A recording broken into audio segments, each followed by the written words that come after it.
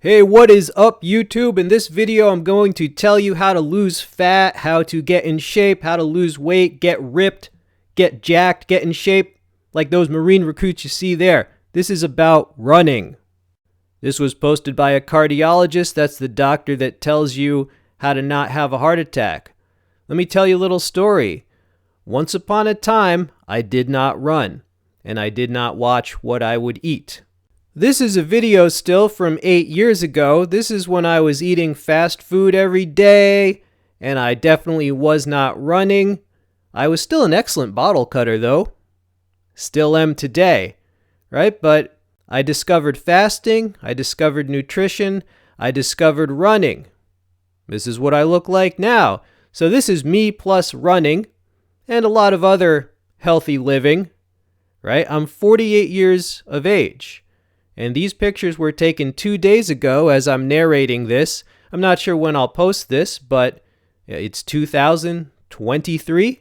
So I would say if you want to increase the size of your muscles and your strength, I'd recommend weight training with progressive overload and calisthenics. But there's really no point to that if you have so much fat that it's covering your muscles.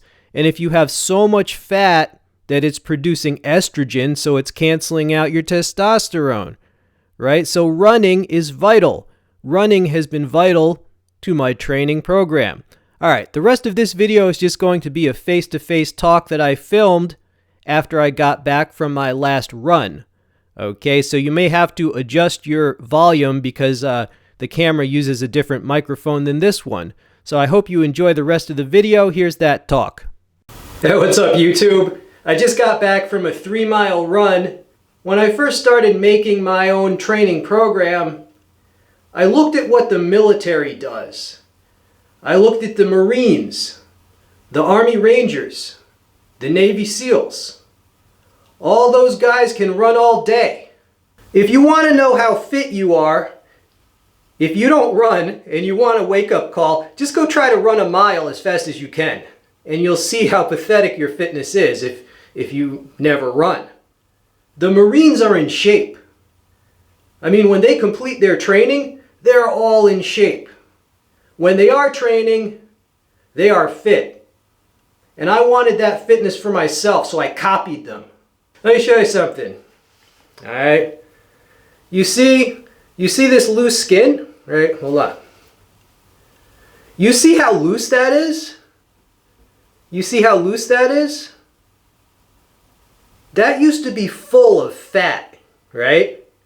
And the reason it's loose is because when you lose fat, so now the skin was stretched out from the fat. You see that? Right, there used to be fat. Yeah, I used to have 80 more pounds of fat. So running got rid of that fat. Running is incredible for busting fat. Dude, look at my fucking face. When I used to be fat, my face was bloated as fuck. I had multiple chins. Okay, I used to have so much fat it would go on my face. You see this right here? You see how it's like rubber? You see that? You see how that's loose right there? That's just loose. There used to be fat under there. There's no more fat, so it's just loose. Right? A little bit of, see how loose that is? There used to be so much fat that skin stretched out. That's why it's loose. So, if you want to vaporize the fat from right under your skin, running is one of the best exercises. And it also increases your O2 max. In other words, it's good for your lungs. Well-rounded fitness. So weight training and running. Don't give me this bullshit that you're bad at running. So what? I don't care if you're bad at running. Running is more beneficial to someone who's not that good at running. You understand? A good runner is so efficient, they have to run a longer distance or run faster to get a good benefit. See, I'm not that good at running. That's why I just run 3 miles. If I was a pro runner, 3 miles wouldn't even do anything for me. It wouldn't even challenge me. But I'm not. Right? So if you're bad at running, running is going to be all the more better for you, right? I weigh between 185 to 190 pounds. So that's pretty heavy for a runner. And that's why I can run 3 miles and, get so much benefit. Whereas a better runner, they're going to have to run, I don't know, 5, 10, 20 miles. I don't know how much they run, but they'd have to run longer to get a significant benefit. I'll tell you something else that's kind of funny. I don't pace myself when I run. I don't try to set a sustainable pace. I just run as fast as I fucking can. If you're running races, there's a whole strategy to what pace you set. But one of the benefits of not competing, I don't care about a race. I run for my heart and lungs. I don't set a pace. I just run as fast as I fucking can. My goal is to be almost out of breath. Okay, now I'm not trying to die, but just short of being completely out of breath. In other words, pretty much gasping for air. If I'm gasping for air, I know that I've given it my all. Don't do that as your first run though. If you try to do that in the beginning, well, number one, you won't be able to. Because most people basically have a fear of suffocating, so you won't be able to push yourself that far. Your brain will just freak out. But I've been running for a while now, so I used to do interval training. I would run, then walk, run, then walk. That's a good way to start. But then it made no sense to keep doing that because I was thinking, I want to run a longer distance than I run. But I'm like, wait a minute, I'm walking part of the distance right now. I can't increase the distance if I'm walking part of the previous distance. So before I add distance, I just have to run the whole freaking, 3 miles, right? So I stopped any sort of interval. I stopped any sort of walking, any sort of resting.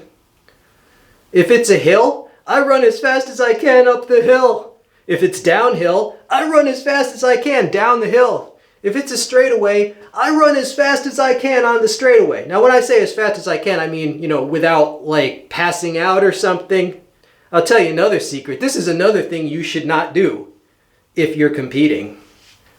I don't eat anything when I run before. I do fasting and then I break the fast after I run. Running fasted has made me tough as nails, dude. Right? I do intermittent fasting, 16 or 18 hour.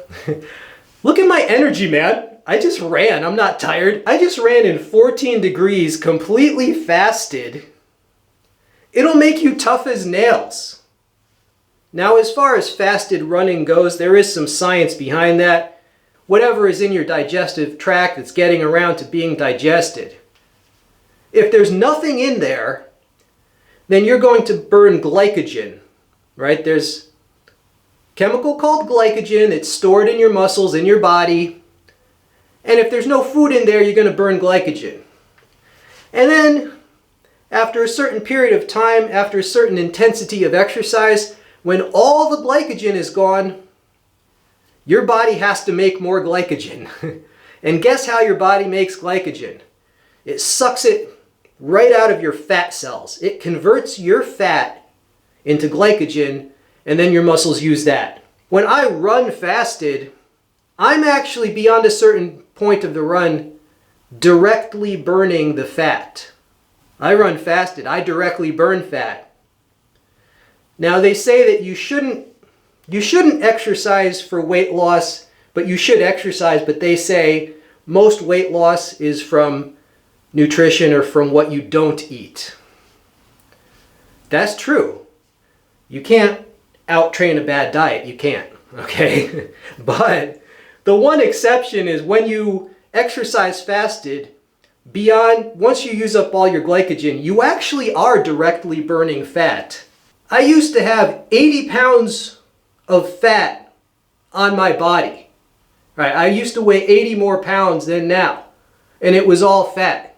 I gotta be honest with you, you're never going to see the delineation between different muscles if they're covered with fat. But anyway, yes, the importance of running. I'm going to cut this video right here because like I said, I just got back from the run. I haven't even taken a shower yet. I'm going to go weigh in, take a shower, eat my healthy meal. I hope you enjoyed this video. Hope you're all doing well. This has been We All Juggle Knives. I'm out.